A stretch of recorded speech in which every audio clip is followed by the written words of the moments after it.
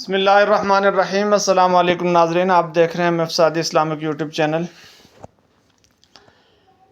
عمومی جو مسائل ہیں ان میں آج سبق نمبر 7 ہے ہمارے پاس، اور اس میں ہم وضو کے فرائض اور ارکان، فرائض کہتے ہیں، ارکان کہتے ہیں، اور وضو کے صحیح ہونے کے لیے شرائط کیا ہیں یہ ہم ذکر کریں گے۔ آپ جانتے ہی ہیں، لیکن اب اس سبق میں اس کو ترتیب میں لانا ضروری ہے۔ تو وضو کے 4 فرائض ہیں، 4 ارکان ہیں، اور نمبر 1 یہ ہے کہ ایک مرتبہ پورا چہرہ دھونا۔ چہرہ کہاں سے کہاں تک ہوتا ہے؟ تو بال، پیشانی کے جو بال ہوتے ہیں، بال اگنے کی جگہ سے لے کر ٹھوڑی کے نیچے تک، اور ایک کان کی لو سے لے کر دوسرے کان کی لو تک، یہ پورا چہرہ ہوتا ہے۔ تو اس پورے چہرے کو دھونا، ایک مرتبہ دھونا۔ یہاں ایک مرتبہ کئی دفعہ آئے گا، ایک مرتبہ اس وجہ سے کہ ایک مرتبہ دھونا فرض ہے، رکن ہے۔ بعد کی بات الگ ہے کہ جب سنتیں بیان ہوں گی تو اس میں بتایا جائے گا کہ 3 مرتبہ دھویا جائے، سنت طریقہ یہ ہے، لیکن ایک مرتبہ چہرے کا دھونا۔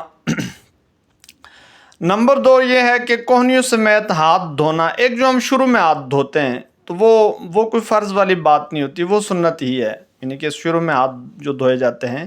تو چہرے کے بعد جب ہم بازو دھوتے ہیں تو بازو دھونا، ہاتھ دھونا کہلاتا ہے۔ ید کا اطلاق عربی میں چونکہ لمبا چوڑا ہے، تو اس وجہ سے یہاں پہ یہ کہیں گے کہ کوہنیوں سمیت ہاتھ دھونا یعنی بازو دھونا۔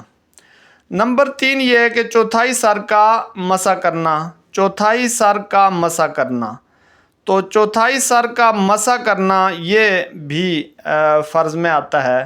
پورے سر کا مسح کیا جاتا ہے، وہ بھی بعد میں بحث ہوگی کہ اس میں سنت کیا ہے اور وہ طریقہ، لیکن چوتھائی سر کا مسح کرنا ایک مرتبہ یہ بھی فرض ہے۔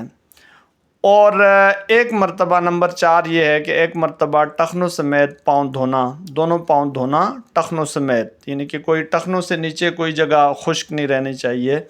یہ ہوگے جی وضو کے 4 فرائض۔ بہت ہی زیادہ وضو ہم کرتے بھی ہیں، علم میں بھی ہوتے ہیں، ترتیب میں ہم نے رکھنا چونکہ ان کو ضروری ہے، تو یہ بیان ہو چکے۔ اب ایک بات سمجھیے کہ صحیح ہونے کے شرائط، وضو صحیح کیسے ہوگا؟ دیکھیں، صحت کے شرائط ان کو کہا جاتا ہے۔ کون سی ایسی شرط ہے جس کی وجہ سے ہم کہیں گے کہ رکن تو پایا گیا لیکن شرط بھی پائے گی، وضو صحیح ہو گیا، لیکن کوئی شرط چھوٹ گئی ہے تو اب یہ ہوگا کہ ارکان تو ہو گئے لیکن وضو پورا نہیں ہوگا، صحیح نہیں ہوگا، شرط نہ ہونے کی وجہ سے۔ یہ مطلب ہوتا ہے شرط کا۔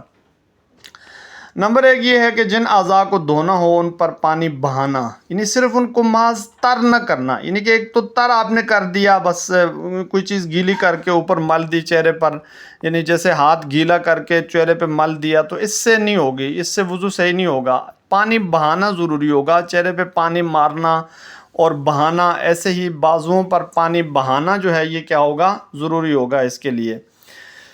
اور نمبر 2 بہت ہی خاص بات ہے کہ اعضاء پر ایسی چیز کا نہ ہونا جو پانی کو کھال تک نہ پہنچنے دے۔ وضو تو کر لیا لیکن یعنی جو اعضاء دھونے تھے، جن اعضاء کو دھونا ضروری تھا، ان اعضاء پر کسی ایسی چیز کا ہونا کہ جو عضو تک اب پانی کو نہیں پہنچنے دے رہی، رکاوٹ بن گئی ہے، تو پانی کے پہنچنے میں رکاوٹ بن جائے، پانی کو نہ پہنچنے دے، تو یہ بھی اس سے یہ شرط کا پایا جانا ضروری ہے۔ اگر یہ شرط رہ جائے گی تو وضو صحیح نہیں ہوگا۔ مثلا فرض کریں ناخن پہ آٹا گوندا ہے کسی نے، تو آٹا لگا ہوا ہے، آٹا بھی بہت سخت ہوتا ہے، پانی کو نہیں پہنچنے دیتا۔ ایسے ہی ناخن پہ ناخن پالش وغیرہ کا لگا ہونا، یہ بھی رکاوٹ بنتا ہے پانی کو پہنچنے کے لیے۔ اس کی مزید تفصیلات آگے ہم مزید بھی ذکر کریں گے، لیکن یہاں پہ آپ یہ یاد رکھیں۔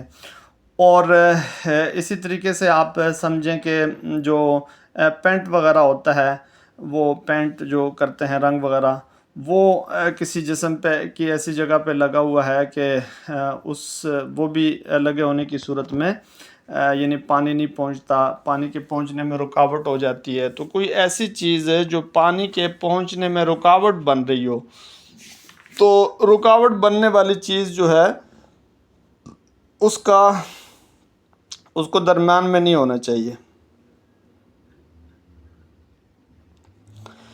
ایسے ہی موم بتی وغیرہ، وہ بھی بڑی سخت ہوتی ہے، وہ لگی ہوئی ہے اگر ناخن وغیرہ پہ، تو وہ بھی رکاوٹ بن جائے گی۔ اچھا، یہ ہو گیا۔ اور تیسری شرط یہ ہے کہ دوران وضو ایسی چیزوں کا نہ پایا جانا جن سے وضو باطل ہو جاتا ہے. مطلب آپ وضو کر رہے ہیں، آپ نے مسح کیا اور ادھر سے ناک سے خون بہہ گیا، یا کسی اور جگہ سے، یا کوئی ہوا خارج ہو گئی، یا کوئی ایسا کام ہو گیا جس سے وضو ٹوٹ جاتا ہے. جو چیزیں وضو کو باطل کر دیتی ہیں، جن سے وضو ٹوٹ جاتا ہے، تو وضو کو توڑ دینے والی جتنی چیزیں ہیں ان کا دوران وضو نہ پایا جانا. دوران وضو اگر وہ پائی جائیں گی تو وضو باطل ہوگا، دوبارہ سے کرنا پڑے گا. اور وضو کرنے کے بعد اگر وہ پائے گی تو ظاہر ہے وضو پھر بھی ٹوٹ جائے گا، دوبارہ وضو کو یعنی کہ کرنا پڑے گا. تو اس وجہ سے ایسی کسی چیز کا بیچ میں نہ پایا جانا، دوران وضو نہ پایا جانا. یہ شرائط ہیں جی. ان شرائط کو ملحوظ خاطر رکھنا بھی ضروری ہے فرائض کے ساتھ ساتھ، اور جس کو آپ کیا کہتے ہیں ارکان کے ساتھ ساتھ، تب جا کے وضو مکمل ہوگا. تو آج ہم نے یہ ابتدائی بات وضو کی مکمل کر دی ہے. اللہ رب العزت عمل کی توفیق عطا فرمائے.